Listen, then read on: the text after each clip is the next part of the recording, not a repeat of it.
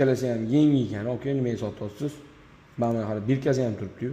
Yo'q, podarka oldim. Bergan odam listoyda ekan. Shunga bermay qoldim. Sotib olamandingizmi? Buni anaqa qilamizda. Xo'p.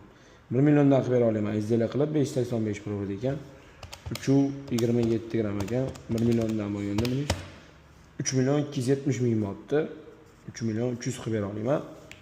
Buni mana bu 750 Pro'dagi brilliantingiz bo'lsa, hop ko'rdim, jamda mana bitta askolkalari bor, o'rtada bitta toshi bor. Hop qarang, bundoq hisoblaymiz buni 3 million 270 ming bo'lsa, 3 million 300 bo'ldimi? Qarang, 2.6. Hop. Deta tillasi 140 dollardan bo'lganda 364 dollarlik tillasi bor. Plus 500 dollar toshiga qo'shib beraman. 864 dollar bo'ladi. O'shanda faqat so'm beraman. Kurs 12 mingdan bo'lganda 10 million 368 ming chiqadi. 10 million 400 qiladi.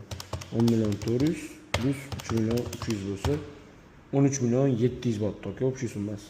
Men bilan ancha qimmatga olganmisiz? 13 million 700 bo'ladimi? Bo'ldi, aka, barak. Hop. 10 million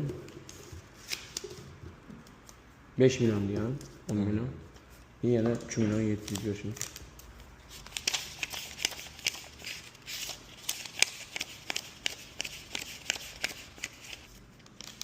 Mana aka, 3 million 700 kelishilganda 13 million 700.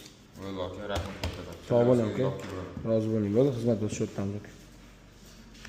Agar sizlarga ham shunaqa tilla yoki bunaqa brilliant uzuklar bo'ladigan bo'lsa, qimmatroq narxlarda sotmoqchi bo'lsanglar, bemalol pastdagi nomerlarga aloqaga chiqsanglar bo'ladi.